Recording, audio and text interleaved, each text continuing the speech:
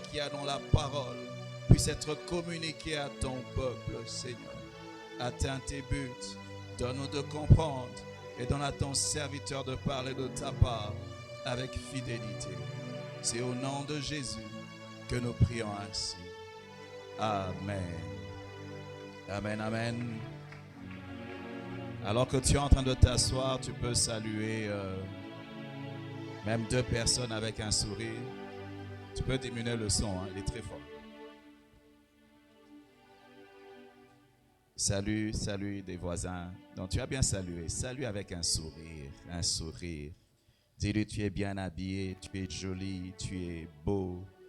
Ça me rappelle, tu lui dis, tu ressembles à mon frère céleste. Je n'ai pas dit les frères célestes, j'ai dit les frères célestes. Alléluia. Alléluia.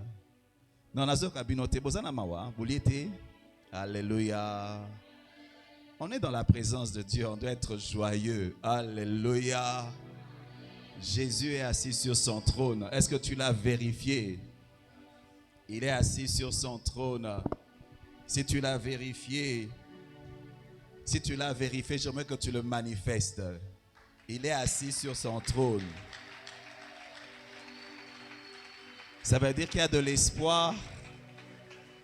Ça veut dire qu'il y a de l'espoir. Il y a de l'espoir dans sa présence.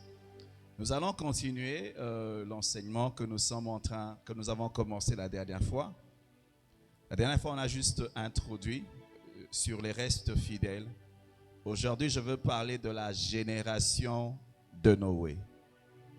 La génération de Noé. Pour ceux qui écrivent, le thème de ce matin, c'est la génération de Noé.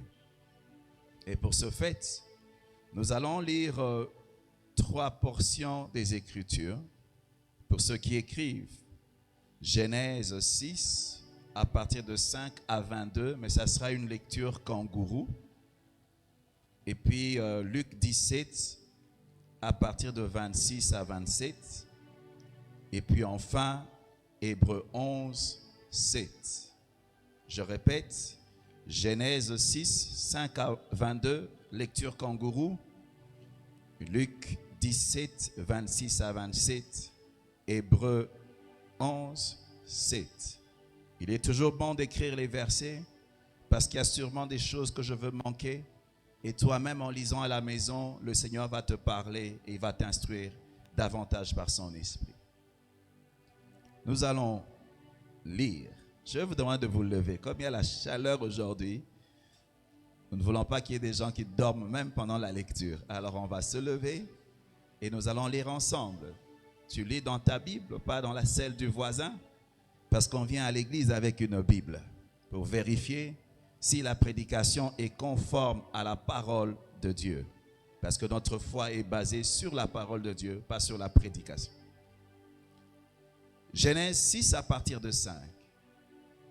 L'Éternel vit que la méchanceté des hommes était grande sur la terre et que toutes les pensées de leur cœur se portaient chaque jour uniquement vers le mal. L'Éternel se repentit d'avoir fait l'homme sur la terre et fut affligé en son cœur. Et l'Éternel dit, j'exterminerai de la face de la terre les hommes, l'homme que j'ai créé, depuis l'homme jusqu'au bétail, aux reptiles et aux oiseaux du ciel, car je me repens de les avoir fait. Mais Noé trouva grâce aux yeux de l'Éternel. Voici la postérité de Noé. Noé était un homme juste et intègre dans son temps. Noé marchait avec Dieu. Noé engendra 3 fils, Sem, Cham, Japheth. La terre était corrompue devant Dieu. La terre était pleine de violence. Dieu regarda la terre et voici, elle était corrompue, car toute chair avait corrompu sa voix. Alors Dieu dit à Noé, la fin de toute chair est arrêtée par devers moi, car ils ont rempli la terre de violence. Voici, je vais les détruire avec la terre. Fais-moi une arche de bois de gopher. 17.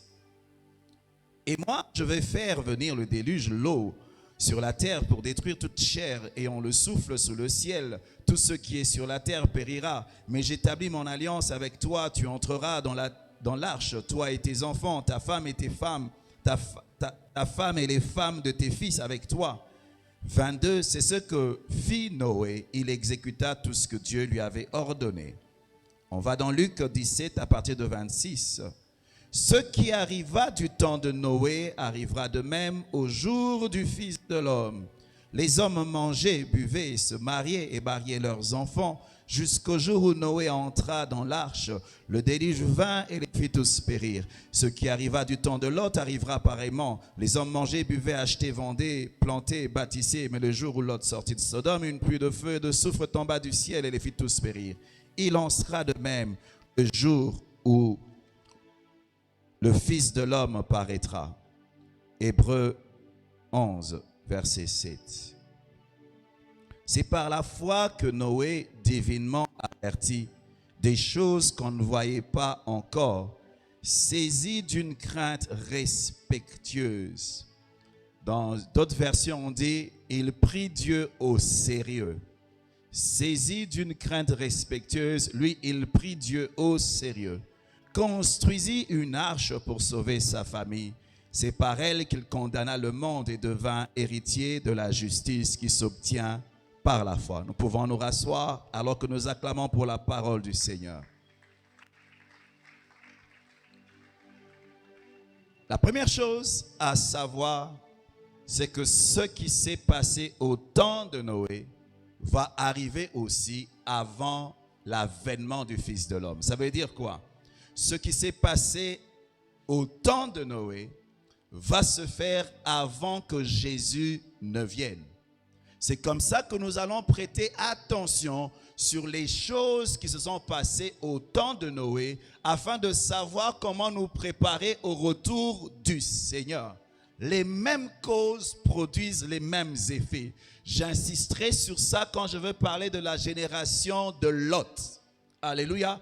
Et quand je lisais ce passage, je me suis rendu compte que ce que nous vivons ressemble aux choses qui se sont passées au temps de Noé. Alors, voyons voir qu'est-ce qui s'est passé au temps de Noé. Genèse 6, c'est un des versets, un des passages assez que beaucoup de gens, ça les complique la vie. La Bible dit que les fils de Dieu virent que les filles des hommes étaient belles. Et ils descendirent, ils les prirent pour femmes. Ils ont eu des enfants avec eux. Et ces enfants étaient des géants qui étaient des héros dans l'Antiquité. Ça veut dire quoi? Les anges ont abandonné leur demeure. Ok? Ce sont des anges déchus. Ils abandonnent leur demeure. Ils viennent vers les femmes. Ils font des enfants avec eux. Ces enfants sont des géants, des gens forts, des gens puissants, qui sont célèbres en leur temps. Lorsque je pense à ce temps, je pense à des alliances qui se sont faites entre les humains et les démons. Et ils ont produit des choses grandes, des choses célèbres. C'est comme dans notre temps aujourd'hui. Combien de personnes vont toucher au fétiche pour être célèbres?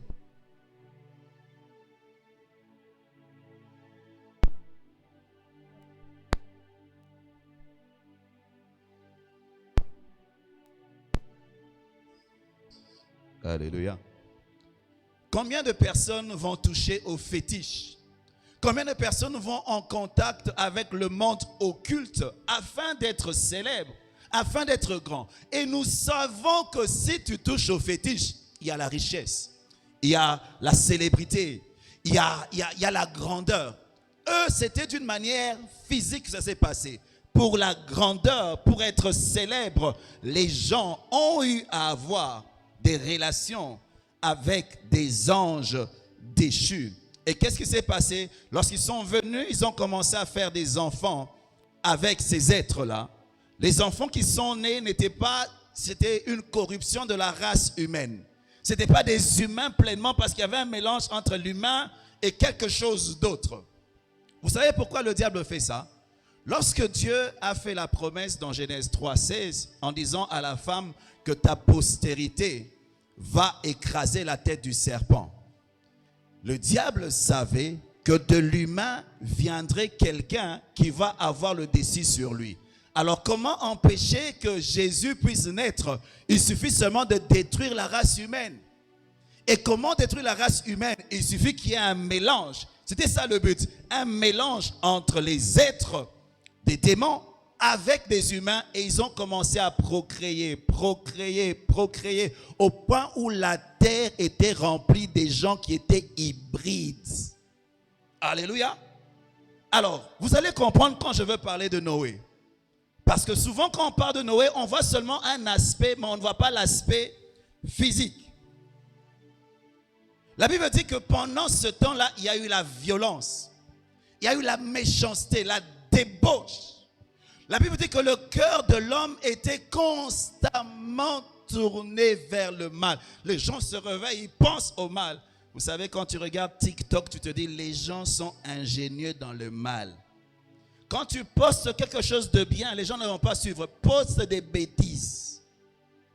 Poste. C'est comme si chaque jour on inventait quelque chose dans le mal. C'est ce que les gens consomment. Ça va faire de toi quelqu'un de célèbre, de connu. Quelque chose de mal. Parce que la terre est remplie de plus en plus de violence et de corruption.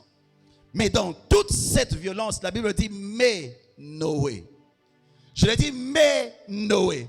Les hommes vivaient dans la violence, ils vivaient dans la corruption, ils vivaient n'importe comment, mais Noé, ça veut dire quoi? Quand Dieu fait mais, ça veut dire que lui, il ne vivait pas comme les autres.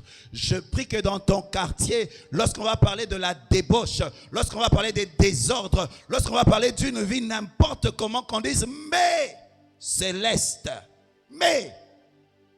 Quand on est dans ton entreprise, tu travailles à la douane, tu travailles, on t'a mis au niveau de la douane, tout le monde fait de la corruption, tout le monde, mais qu'on dise, mais un homme qui fait la différence, un homme qui est différent, on l'appelle le reste, un homme différent. Les hommes différents, on les remarque.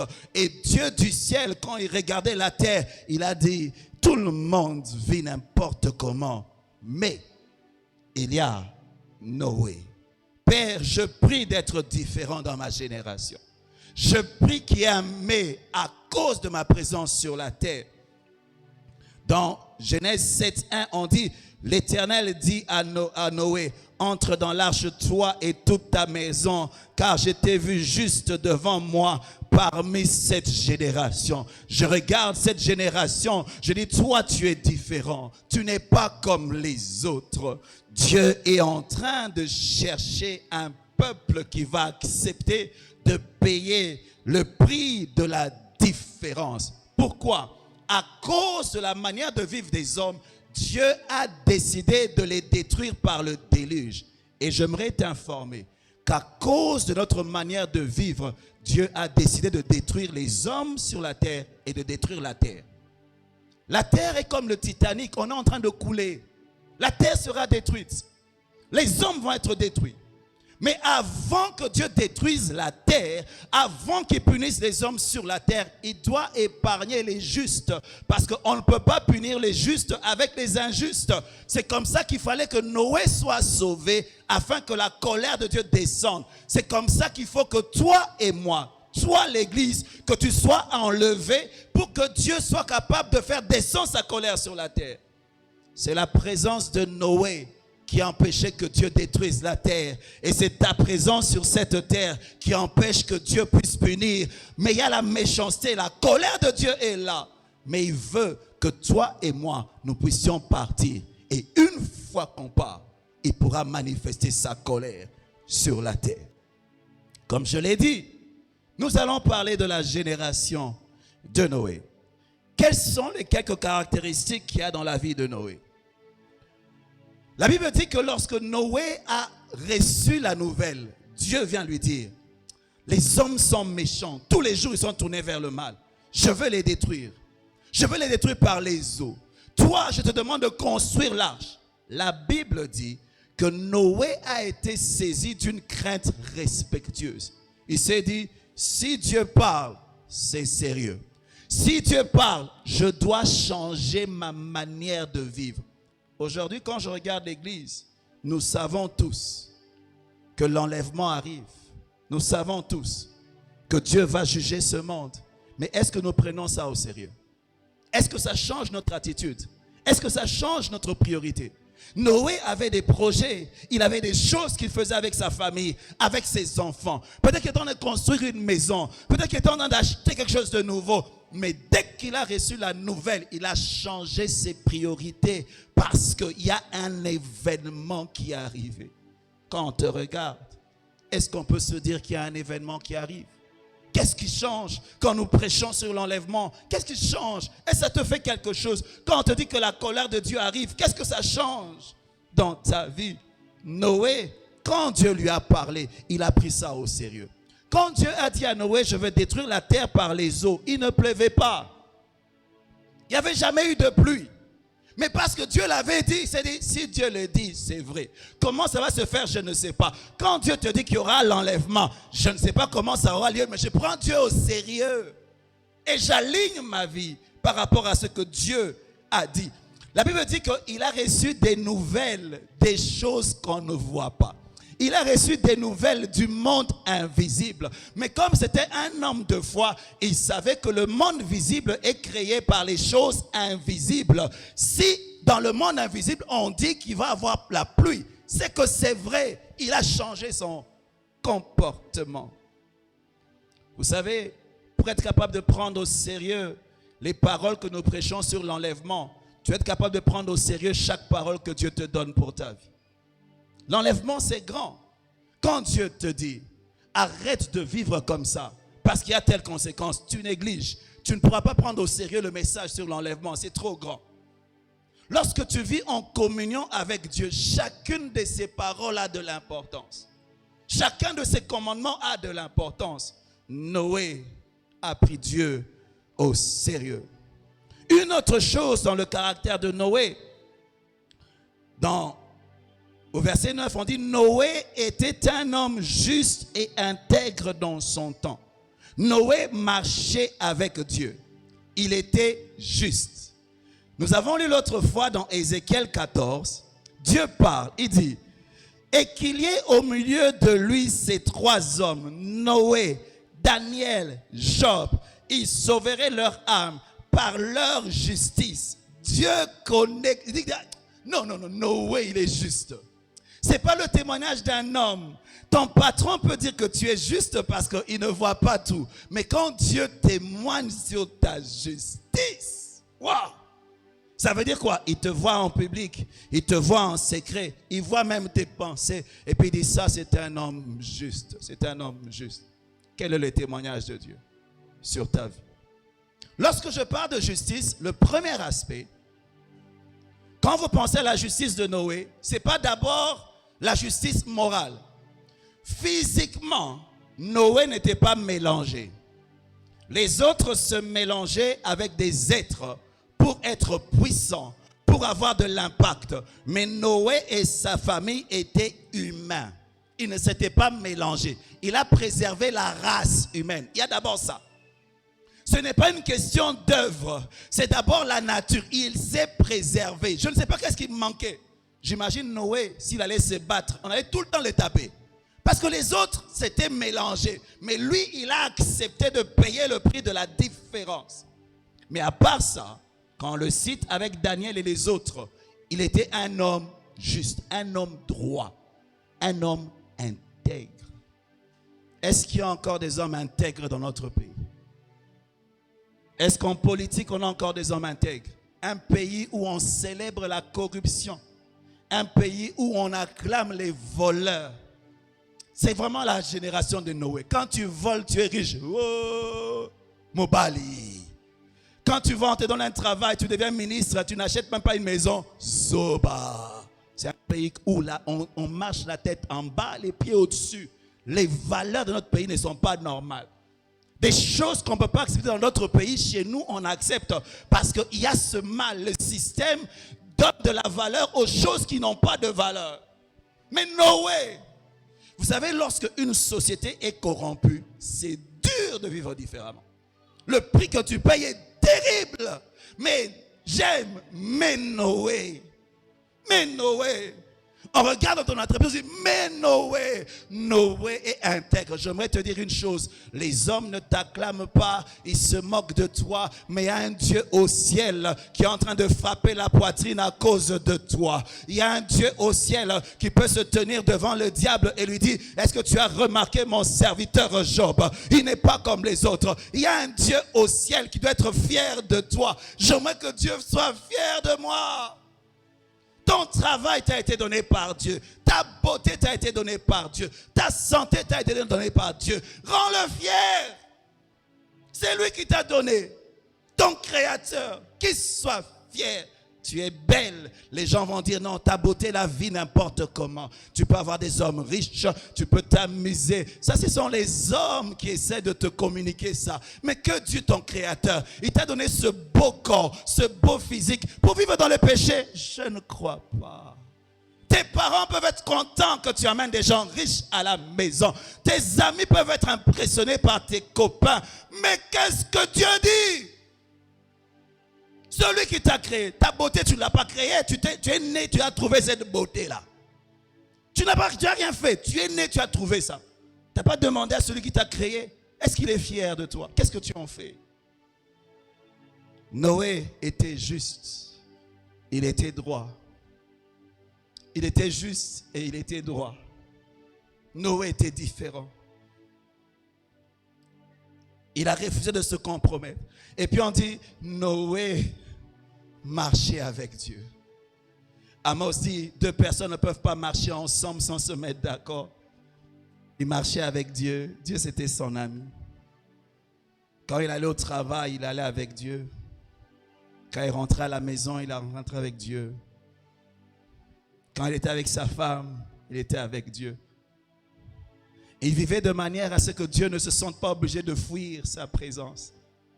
Il marchait avec Dieu. Il marchait avec Dieu. Si aujourd'hui, tu es l'ami d'un milliardaire, mais ce milliardaire n'aime pas ton ami fauché, tu vas sacrifier lequel? Si papa aimé est milliardaire, c'est mon ami. Papa José, il a des 100 francs à la fin du mois. Et puis, papa me dit, je n'aime pas la tête de papa José. Tu choisis entre moi et lui. Je dis, milliardaire. En cas de besoin, tu vois comment il peut intervenir. Les 100 francs, s'il y a un deuil, il va venir seulement pleurer avec moi. Mais lui peut résoudre des gros problèmes. Est-ce que tu ne prends pas la tentation? Alléluia. Les humains sacrifient souvent ceux qui n'ont pas de moyens. On dit Bozu et Pessi, Bokabouane. Alors, si ton ami c'est Dieu, et puis l'autre t'emmène à vivre n'importe comment, tu vas sacrifier qui? Tu dis, toi, je te laisse, je garde Dieu. Je dis, je veux garder Dieu. Je veux garder Dieu. Je veux garder Dieu. Je préfère perdre tout le monde, mais garder Dieu. Je préfère perdre tout le monde. Je veux rester ami avec Dieu. Je veux être sûr que Dieu est avec moi à chaque phase de ma vie.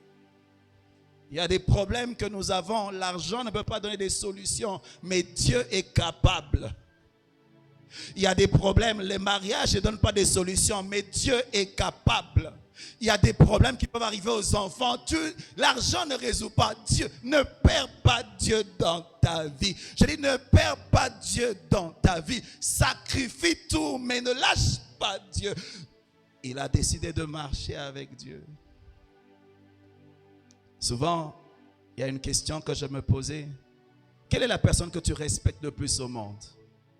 Je ne sais pas, ça peut être ton père, ça peut être ton pasteur.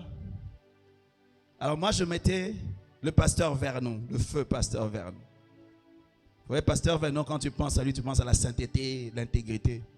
Imagine que le pasteur Vernon décide de venir vivre chez toi pendant une semaine. Qu'est-ce que tu vas changer?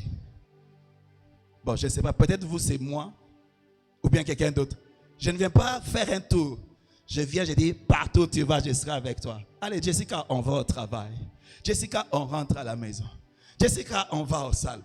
Partout. Tu sais qu'il y a des choses que tu vas changer. Il y a des paroles que tu ne vas pas dire. Il y a des actes que tu ne vas pas poser parce que tu marches avec quelqu'un que tu respectes. Mais Noé, il n'a pas marché avec un homme. Il a marché avec Dieu. Avec Dieu. Il a accepté que la présence de Dieu lui impose une manière de vivre. Il a accepté que la présence de Dieu lui impose un langage. Il a accepté que la présence de Dieu lui impose des vêtements. Il a accepté de payer le prix de la présence de Dieu. Nous aimons que Dieu nous visite, mais nous ne voulons pas que Dieu habite et qu'il vive avec nous.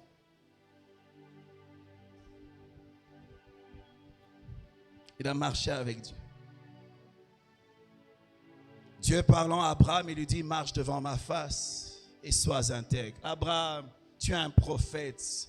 Abraham, tu es un homme de foi. Mais toi, tu es un menteur, Abraham. Un vrai menteur. Un homme de foi menteur. Abraham, arrête ces blagues-là. Marche devant ma face. Et vis dans l'intégrité. Je viens parler à quelqu'un. Dieu te dit, marche devant ma face. Tu sais, quand tu marches devant la face de Dieu, il ne t'impose pas seulement de vivre dans l'intégrité, mais quand il te voit, il peut te secourir facilement. Quand il te voit, il peut te secourir facilement. Tu dis, Seigneur, regarde-moi. Tes yeux sont sur moi. Seigneur, je ne veux pas qu'il y ait des moments où tu ne peux plus voir. Seigneur, regarde-moi, parce que j'ai besoin de toi. Vous imaginez, Dieu qui avait créé les hommes, il s'est fatigué. Il a dit, je suis fatigué, je regrette. Je regrette, Dieu regrette. Un jour, je parlais à un ami. Je lui ai dit, les humains sont mauvais, hein? C'est pas possible. Les humains, ils sont mauvais. Alors, il m'a dit quelque chose. Il m'a dit, Luison, il avait dit ça en lingala. Il m'a dit, je vais traduire pour ceux qui nous suivent et qui ne comprennent pas. Il dit, Dieu qui a créé les humains lui-même dit, j'ai regretté. Leur cœur est mauvais, il est mauvais, il est mauvais. La Bible dit que la bénédiction de Dieu enrichit et il n'a fait suivre d'aucun chagrin. Souvent quand nous parlons de ce verset, nous parlons du chagrin de notre côté. Nous disons que lorsque Dieu me bénit, il n'y a pas de chagrin qui suive. Mais la question c'est de savoir, est-ce que la bénédiction que Dieu t'a donnée a amené les chagrins chez Dieu? Toi tu es content? Dieu t'a donné un nouveau travail, il t'a donné une promotion. Toi, tu n'as pas de chagrin. Mais celui qui t'a donné le travail, peut-être qu'il va pleurer. Il regrette de t'avoir donné le travail. Il y a des femmes qui prient. J'ai pris que mon mari n'ait pas d'argent. Parce que lui, quand il a l'argent, il devient turbulent. Parce que la bénédiction, lui sera content, mais il y aura des chagrins à la maison. Là, je ne parle pas de ta femme, je parle de Dieu. C'est comme Adam et Ève. Dieu a regardé Adam. Il dit, Adam, tu es seul. Ta solitude me fait mal. Je veux te donner une femme. Il fabrique une femme. Lorsque Adam se réveille, il dit, hé, oh Nini. Adam dit, waouh, oh Nini. Vous savez, les femmes, quand on les a créées, non dormaient. C'est comme ça qu'on ne les comprend pas trop. Il y a des choses qu'on a mis en elles vraiment bizarres. Alléluia. Elles ont quelque chose de spécial. Alors Adam dit, waouh! Adam commence à passer du temps avec Ève. Il passe du temps. Et un jour, les gaillards décident de s'éloigner de Dieu. Et puis, Dieu les chasse du jardin. Adam prend Ève. Il dit, Seigneur, cette femme, elle est trop belle. Moi, je pars avec elle. Le frère Blaise, le feu Blaise, ça qu'il a chanté. Il dit, Adam et Ève sont partis à deux. Dieu est resté seul. Il dit, j'ai créé Adam, on était nous deux là. On marchait ensemble. Je lui ai donné une femme. Mais maintenant, il prend sa femme, il me laisse moi seul. Pourquoi? La relation avec Ève était plus importante que la relation qu'il avait avec Dieu. Dieu a donné Ève, mais il y a eu le chagrin. Qu'est-ce que la bénédiction de l'Éternel a apporté dans ta vie, dans le cœur de Dieu? Qu'est-ce que ça lui fait? Est-ce qu'il regrette? Est-ce qu'il regrette? Maintenant, tu es élevé, tu es connu, mais est-ce que Dieu regrette? Est-ce que tu penses à ce qu'il sent? Dieu a regretté. Il a regretté. J'aimerais que tu entendes le témoignage du Saint-Esprit. Les hommes, ils racontent n'importe quoi. Écoute Dieu. Il t'a donné un beau mariage. Sers Dieu en tant que marié. Il t'a donné des enfants. Sers Dieu avec tes enfants. Il t'a donné de l'argent. Sers-le. Que Dieu soit plus important que ce qu'il te donne. Sinon, il va réclamer Isaac pour vérifier s'il reste toujours important à tes yeux. Abraham, tu n'avais pas d'enfant? Ok, je te donne un enfant. Tu es content? Je veux vérifier si dans ta vie, la personne la plus importante, c'est toujours moi. Abraham, donne-moi Isaac. Ah, Seigneur, Isaac, j'aime Isaac.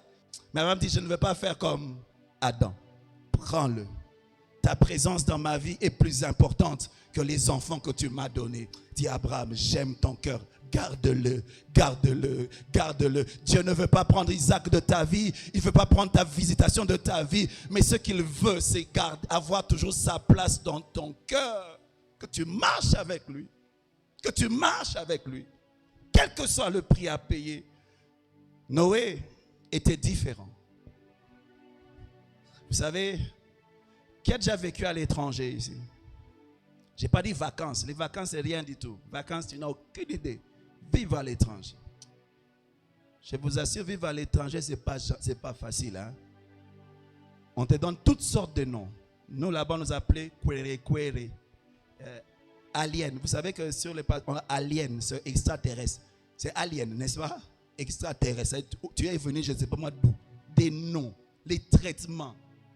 Et vivre comme, être différent, c'est un prix à payer terrible. Il y a un de mes collègues qui était allé au Japon, dans une ville où les gens n'avaient jamais vu un noir. Jamais vu un noir. Vous imaginez? On n'avait jamais vu un noir, un milieu japonais. Il dit quand il se promenait, il aime bien les culottes.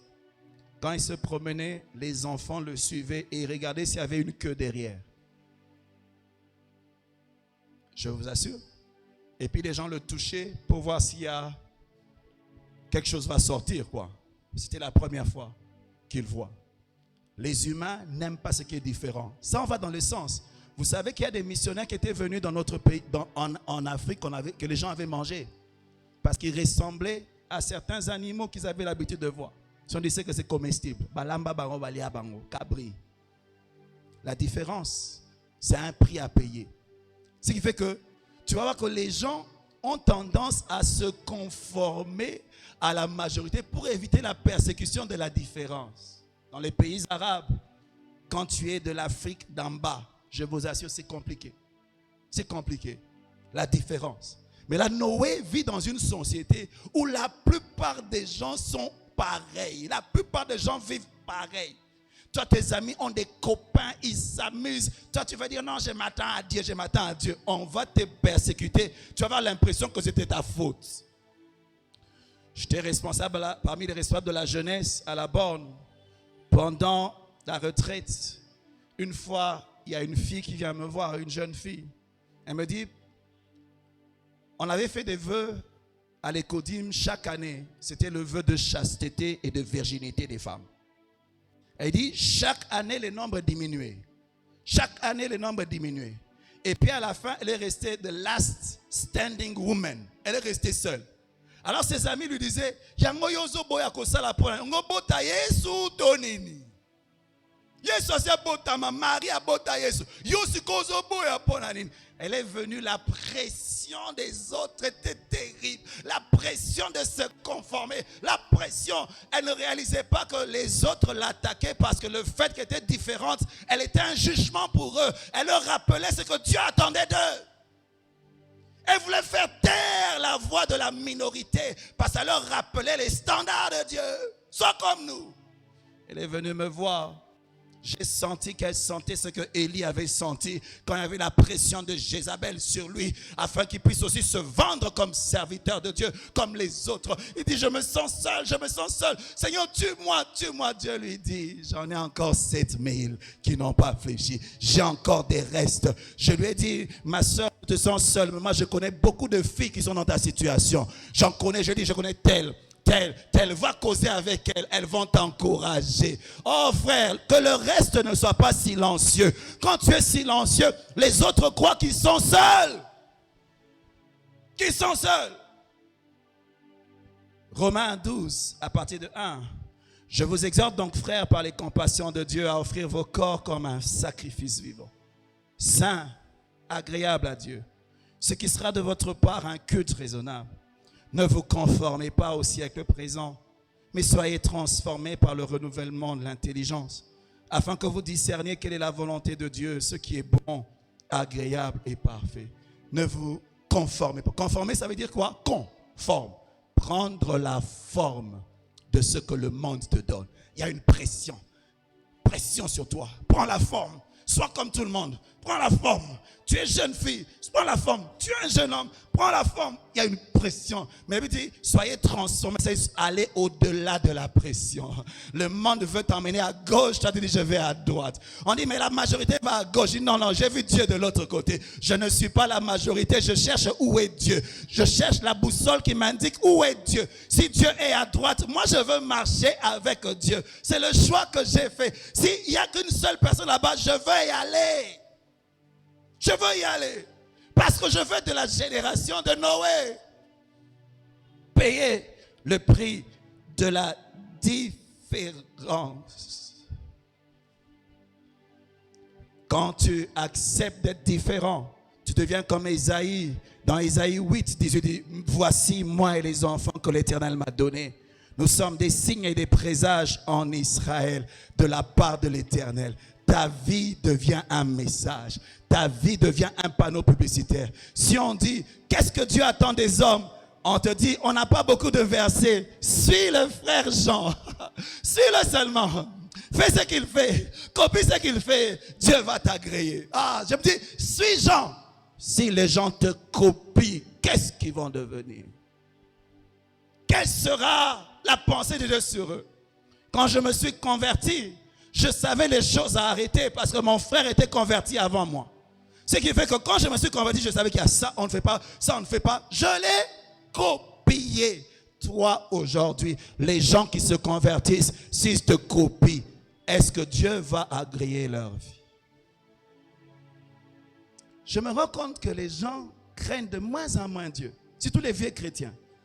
L'impudicité est normale. Je dis l'impudicité est normale. C'est vrai que les païens ne se convertissent difficilement. Parce que celui qui tombe dans l'impudicité avec toi, tu es pareil comme lui. Pourquoi est-ce qu'il va se convertir? Tu sors avec le mari de truc. C'est normal. Tu avortes. Normal. En quoi est la différence? Est-ce qu'il y a la différence entre ceux qui connaissent Dieu et ceux qui ne le connaissent pas? C'est comme ça, Élie disait, jusqu'à quand clocherez-vous entre Baal et Dieu? Si l'Éternel est Dieu, suis-le. Si Baal est Dieu, suis-le. Arrête de mélanger. Si tu n'es ni chaud ni bouillant, on va te vomir. Je dis, on va te vomir. Religieux, on donne de l'argent, on fait des sacrifices. Dieu ne peut pas être corrompu. Ce que Dieu attend de nous, c'est d'abord le sacrifice de nos vies, de nous offrir comme des vivants sacrifices. Être un sacrifice mort, c'est facile, on n'a pas mal. Mais un vivant sacrifice sent le feu, il sent le couteau, il le sent. Tu acceptes la peine, mais tu restes là. Sois un panneau publicitaire. Que quand on veut savoir comment un marié vit, qu'on vienne vers toi. On voit la fidélité. Quand on veut voir comment un papa vit, qu'on vienne vers toi, on voit comment tu traites tes enfants, comment tu traites ton épouse, comment tu traites ton époux. Quand on te voit, arrêtons de prêcher trop par les paroles, vivons notre message, devenons le message. L'Église parle beaucoup, mais on ne vit pas beaucoup. Les hommes sont plus touchés par la vie que par les paroles. Deviens un prophète, mais que ta vie aussi soit une prophétie. Ton style de vie, on sait qu'il y a un événement qui arrive. Ton style de vie, on sait qu'il y a un événement qui arrive. Ton style de vie doit annoncer quelque chose de la part de Dieu. Noé, quand tu décides de marcher seul, il y a la solitude. L'humain, on dit que l'être humain est un animal social. Vous savez, quand on t'enferme en prison, parmi les choses qui tuent, c'est la solitude. Tu peux devenir fou. Alors quand tu décides d'être différent, dans un milieu où tout le monde vit de la même manière, tu dois apprendre à vivre seul. Il y a des amis qui t'abandonnent, il y a des collègues qui t'abandonnent, on t'abandonne. Mais tu dis, Seigneur, les gens m'abandonnent, mais j'ai choisi d'être avec toi. Je ne suis pas seul, tu es là, tu es là. Jésus, à un moment, il a senti cette solitude, il a dit, tout le monde est parti, Père, je suis seul. Et puis il s'est rappelé, non, tu es avec moi.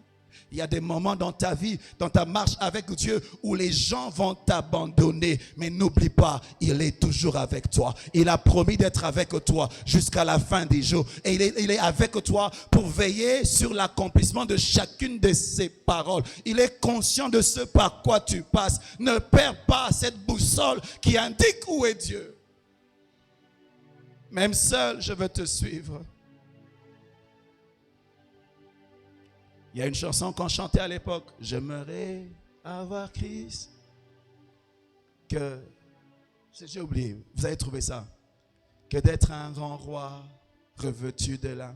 J'aime mieux avoir Christ que les plus grands trônes. J'aimerais bien avoir Christ que les plus beaux vêtements. J'aimerais avoir Christ. Père, je prie que dans le cœur de ton Église, que l'amour de Jésus revienne. Qu'on réalise la valeur de Jésus. Qu'on réalise la valeur de Jésus. Et qu'on choisisse Jésus au-dessus de tout. J'aimerais avoir Christ. Même si je suis seul, même si mes amis s'en vont, moi je veux te suivre. Nous avons vu le caractère de Noé.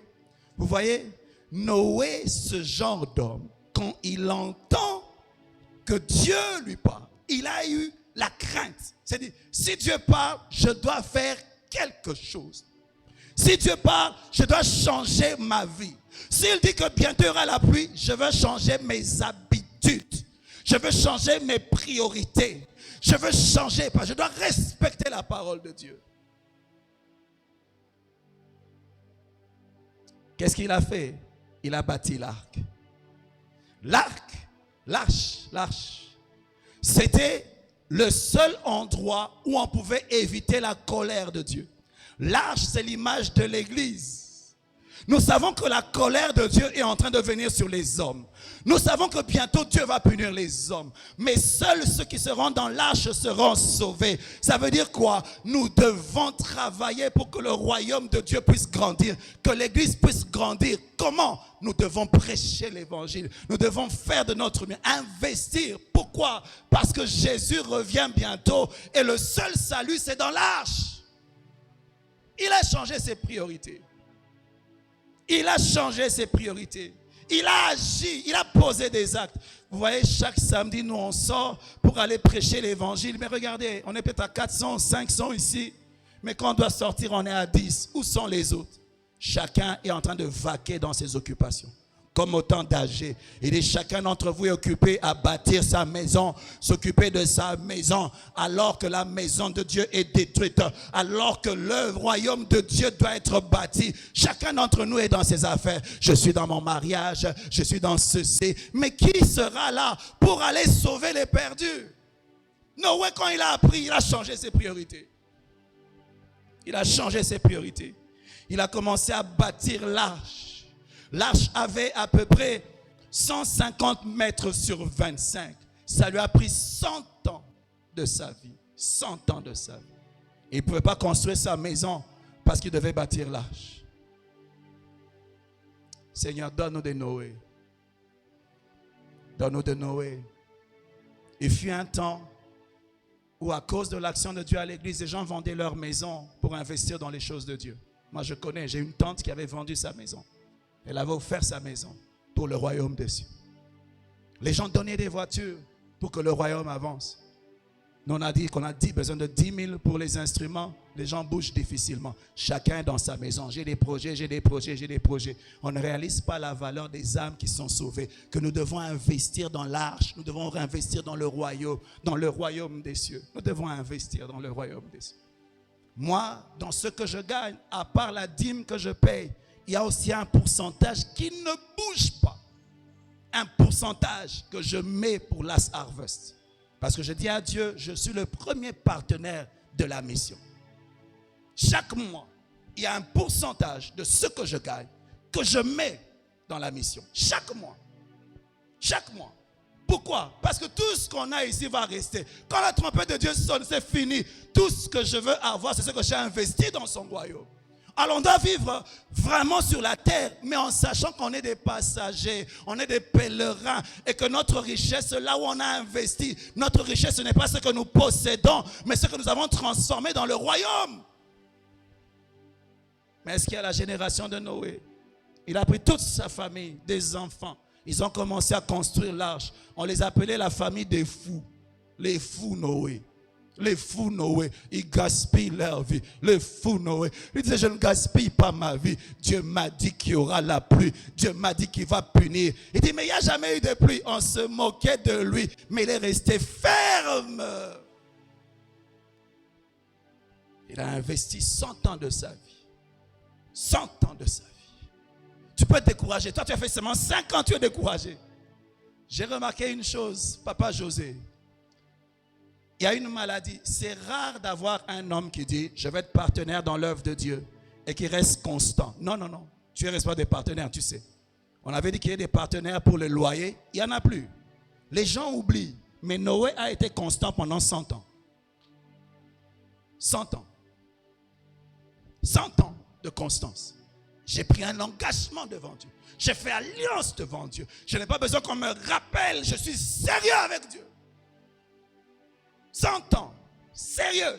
Il savait qu'il investissait dans quelque chose de plus grand que lui. Le seul salut de l'humanité, c'est l'Église. C'est l'Église. Et nous devons investir dans la mission. Nous devons investir dans le salut des âmes. On donne notre temps, on donne nos biens, on donne l'argent pour le salut des âmes. Il a bâti une arche. Crazy Noé. Fou. Tu gâches ta vie. Tu gâches la vie de tes enfants. Quelle priorité? Le temps te donnera raison. L'enlèvement te donnera raison. Je dis l'enlèvement te donnera raison. Lorsqu'on parle de Noé, dans 2 Pierre 2,5, on dit, s'il n'a pas épargné l'ancien monde, mais il a sauvé Noé, lui le 8e, ce prédicateur de justice, lorsqu'il fit venir le déluge sur un monde impie. Ça dit quoi? Non seulement il bâtissait, mais comme peut-être Jonas, il disait aux gens, Jonas a dit, fuyez la colère à venir. Dans 40 jours, Dieu va bénir. Noé, sûrement, il disait, bientôt il y aura une pluie. Bientôt il y aura une pluie. Il y aura une pluie. On doit bâtir l'arche bientôt. Bientôt. On s'est moqué de lui pendant 100 ans. 100 ans. Et puis quand l'arche s'est terminée, il disait aux gens, entrez dans l'arche, entrez dans l'arche, entrez dans l'arche. Bientôt il y aura une pluie. Les gens se moquaient de lui. Seulement les gens venaient visiter l'arche et puis ils sortaient. Ils se moquaient de lui. Mais il a prêché la justice. Il a prêché. Église de Dieu, nous devons parler de Jésus. Nous devons prêcher au monde. Comment tu restes silencieux alors que Jésus n'est pas loin? Comment? Tu seras content d'être enlevé seul, ta famille reste. Tu seras content de monter seul, ta famille reste sous le règne de l'Antichrist. Si tu crois que la Bible est vraie, si tu crois que l'enfer c'est du vrai, si tu crois que l'enlèvement c'est vrai, si c'est vrai, sois sérieux.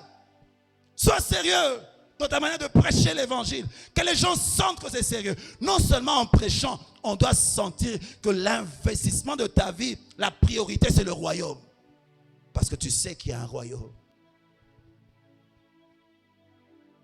Je veux descendre. Il a sauvé sa famille. Il a fait une alliance avec Dieu. Parce qu'il a payé le prix de la différence.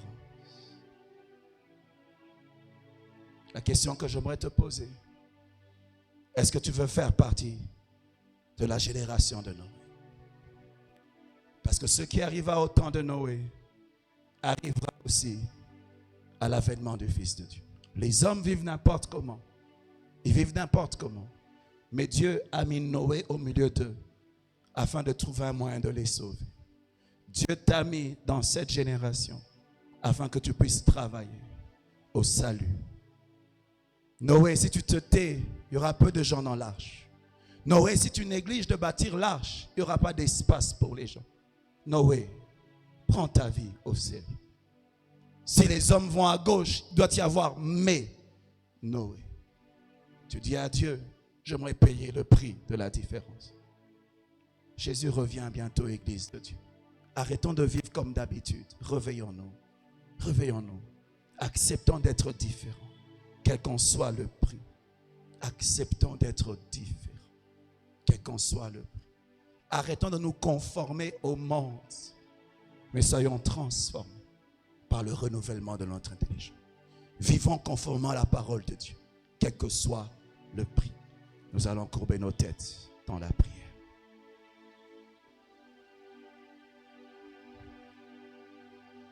Mais Noé,